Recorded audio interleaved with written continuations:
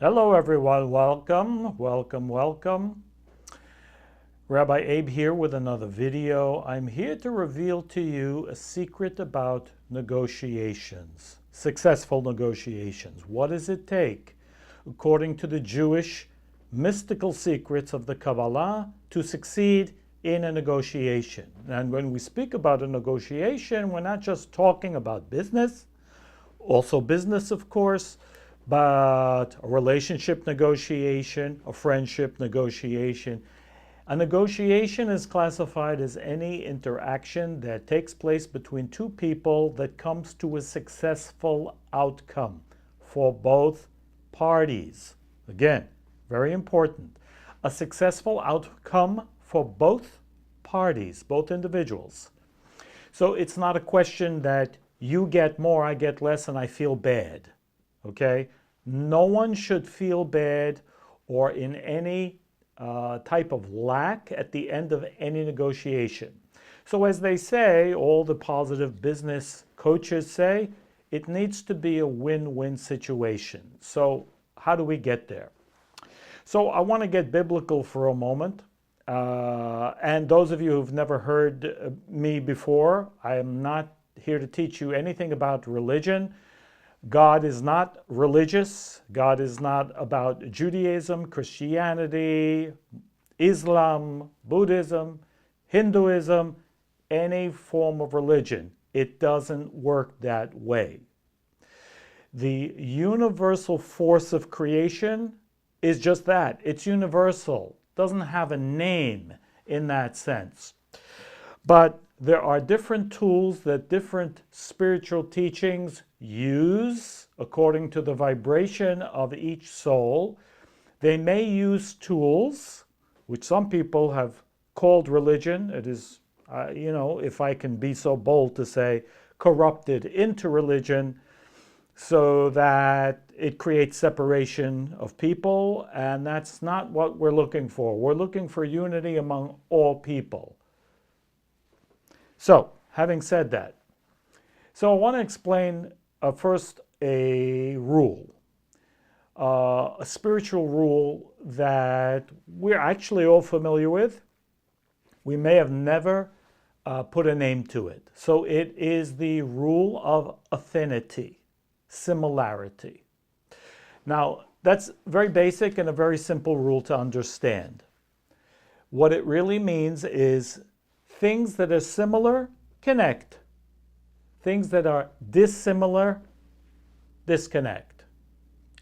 So, example, you go out on a date. Who are you going to have a conversation with? Someone who you have something in common. Imagine if you have opposite ideas about everything. You're going to sit there with nothing to talk about, right? When you have things in common, you have lots to talk about. In fact, when we say, I like you, think about the words. I like you, I'm like you. I'm like you. And now those are the people who we tend to like, people who we have similarities with. We're like them. We have, we can get together. We can have a meeting of the minds. The situation in negotiations is that we don't have a meeting of the minds initially. The goal is to have a meeting of the minds, which means to have affinity, to have a similarity of form. But the reason why we're having a negotiation of any sort is to come to that conclusion. So the opposite of affinity is dissimilarity. Dissimilarity of form, which means nothing similar, right? And that creates separation.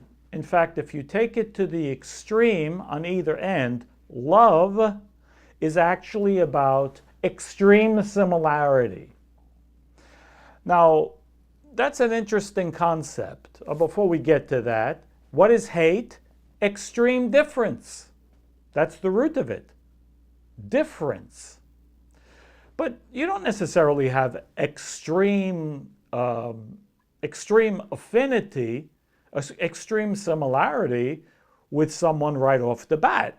I mean, and I'm not talking about love at first sight, and I'm not here to tell you, yes, it is a thing, no, it's not, but we do come to love another person if we do. A real love doesn't mean right away we really have love. True love is a building process. Now, what are you really building? What are you really building?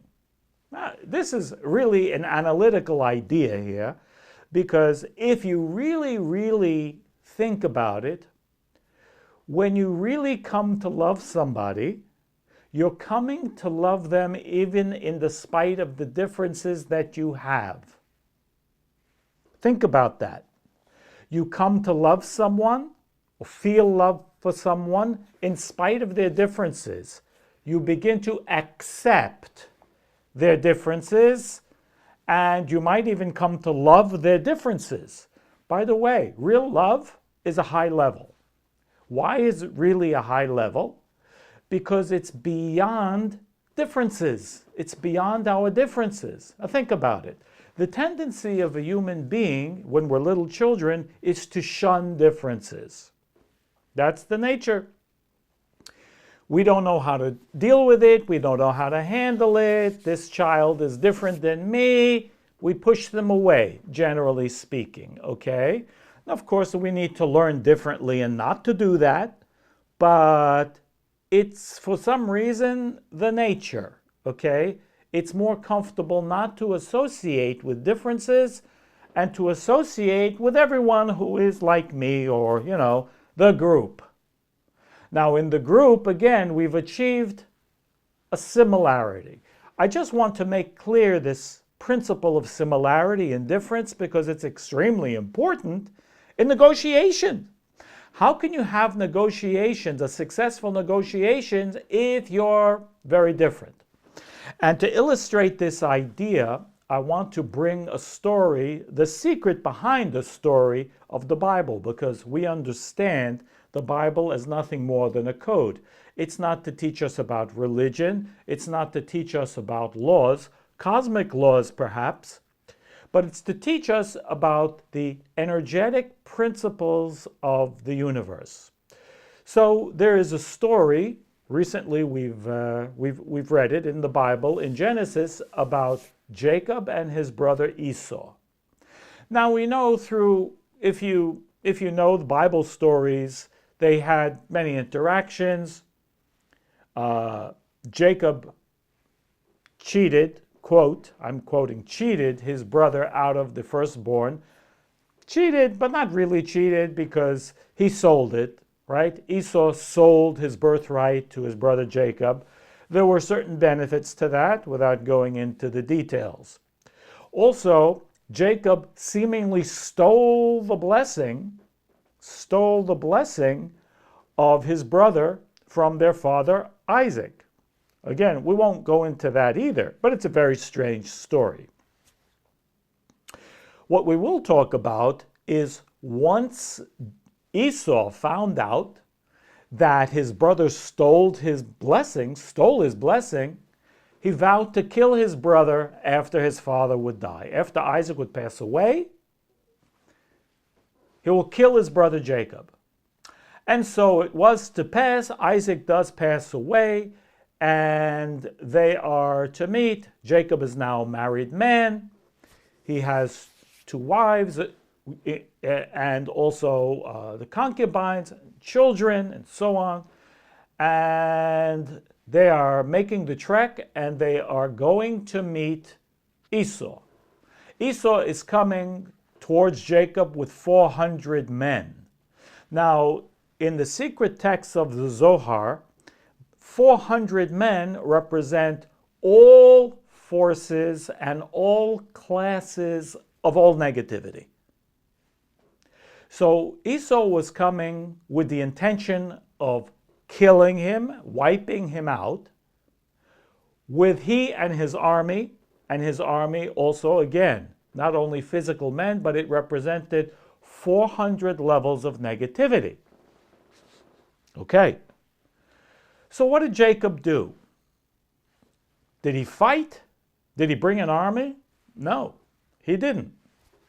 In fact, at some point before, something else happens in the course of this story. And it's a very interesting idea. Little is understood about it unless we go to the secret text. And this secret is extremely important in our dealings and interactions, especially with people who we may not like, people who we have a very opposite or different opinion, where there is great separation, but we are needing, for whatever reason, business or other reasons, to have an interaction, a negotiation. How do we make it successful? Listen carefully. So it says that Jacob was having a vision, and in his vision, there was a man who fought with him, and he wrestled with him till the morning. Now, who was this man? Who was this man? This man was the angel of death. In fact, it was the angel of his brother Esau who came to wrestle with him. What does that actually mean? Jacob was wrestling on a spiritual level. He was having a fight. With who? With himself, with the part of himself that had fear of his brother. He knew he had a fear of his brother. He knew his brother was going to kill him. What do you do? And you have to have this interaction. You have to have an interaction with someone who you don't want to do it, you're afraid for whatever reason, but you need to do it. It needs to be done. We find ourselves in these types of situations frequently. What did Jacob do? He wrestled, and he wrestled. Just like we wrestle. We wrestle with difficult challenges all the time. But Jacob made a plan in his mind. He said and he decided that he will be victorious. He will bring gifts, whatever gifts mean. Many gifts to his brother may sound like a bribe, but he opened his brother up and he did a very important thing within his consciousness, within this spiritual war that Jacob had with himself, with the consciousness of his brother. He decided to love his brother. He decided to find an affinity, a similarity with his brother. They were birthed from the same mother. Jacob fought his battle. Now, what's interesting is during this battle, as the dawn was coming, this angel says to Jacob, "Let me go. The dawn is coming." Jacob said, "No, I will not let you go until you bless me." Very strange. So the angel asks Jacob, "All right, what's your name?" Stranger, even stranger. I mean, this is an angel or a force of consciousness, and asking Jacob his name? Maybe we should ask, what would your name like to be? And we'll get to this. So Jacob answers, naturally, my name is Jacob, meaning this is where I am. I am Jacob, which is this level here. The angel said, "No, your name is not Jacob. Your name is Israel, because you have fought the divine and conquered." What does that mean now? Where are you? Are you here, or are you now Israel because you have fought the divine and conquered? Israel is here, an upper level of consciousness which is above negativity. It's above limitation. That's what Jacob did. When he went above his nature and fought his opponent, which belonged to him. You know, the way we feel about other people, especially when we suspect they feel not so good about us, it's a difficult battle. We have difficulty facing people who we may think hate us, don't approve of us, don't like us, are different, or they're going to overcome me with their deal. Their negotiation is going to leave me with a lack. But what do? You have to make a decision. You have to fight, and you have to overcome who? Yourself. You have to overcome your fears. You have to tell yourself, you know what? This will be a victory.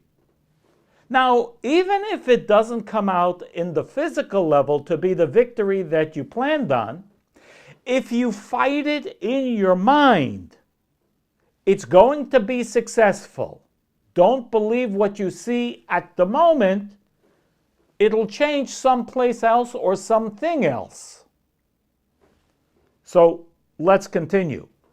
If you reach this level of Israel, again, by being victorious over your opponent, your own opponent, again, this is our own fears, our own lack of confidence, our own negativity that we need to fight to be victorious. It's not easy, but it means overcoming our nature in some part. But Jacob did that. What happens? One approached the other. One approached the other.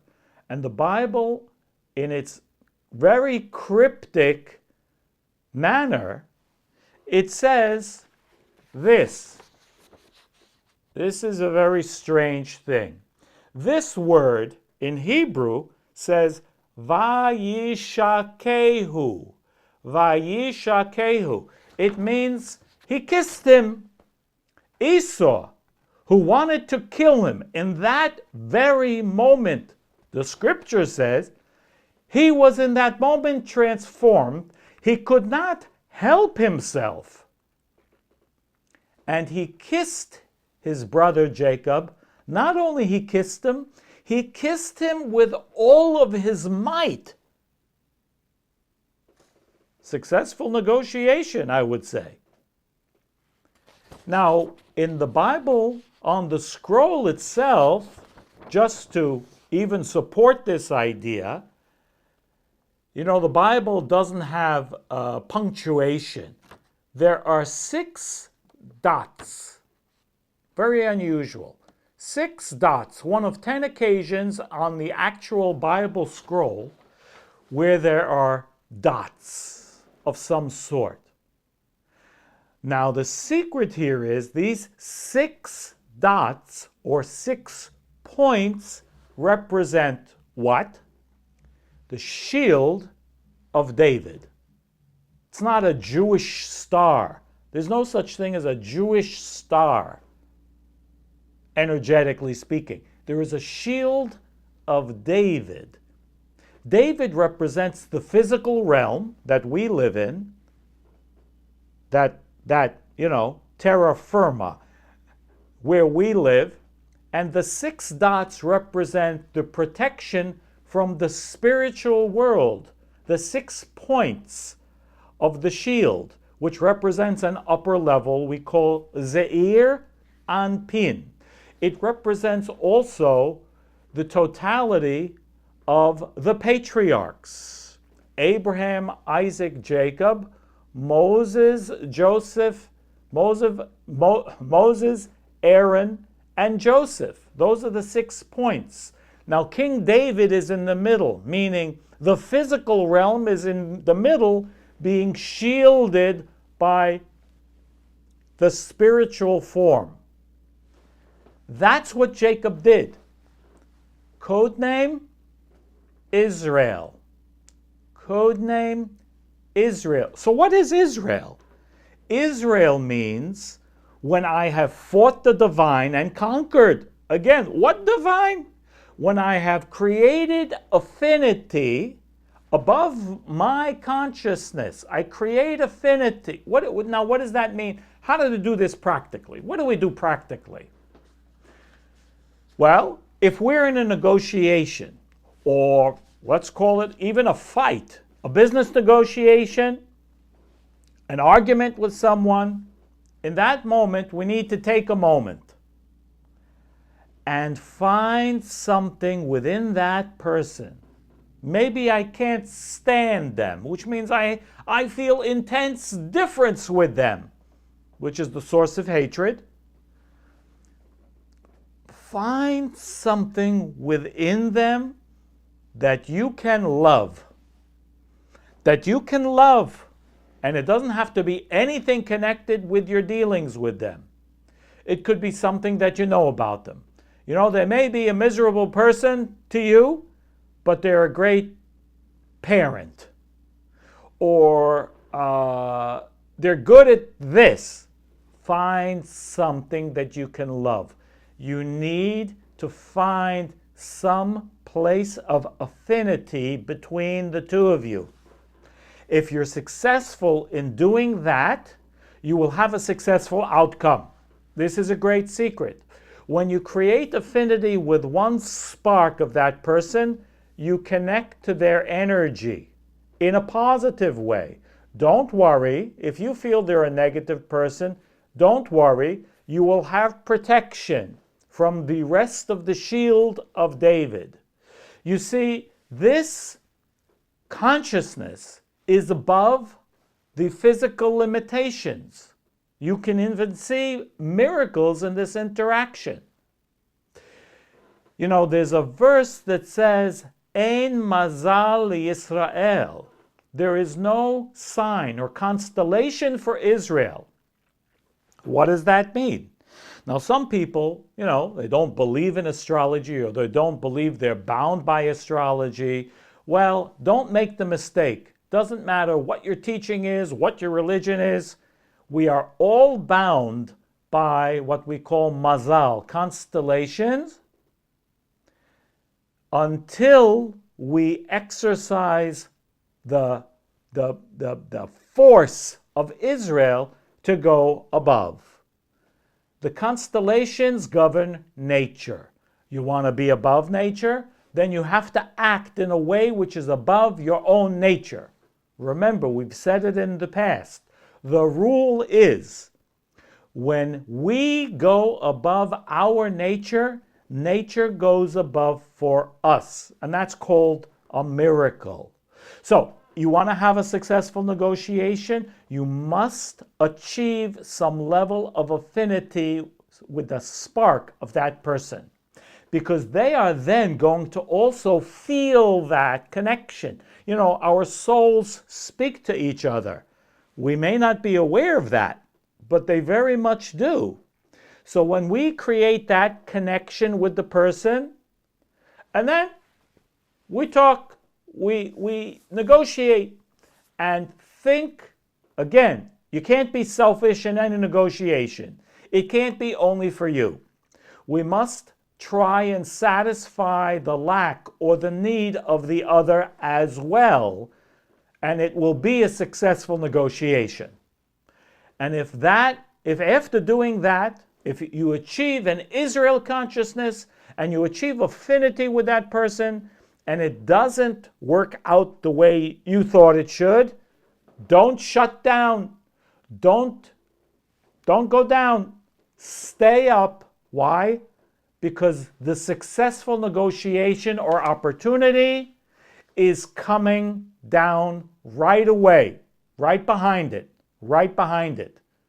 So don't fall into the trap of going down if it didn't work out the way you thought it should.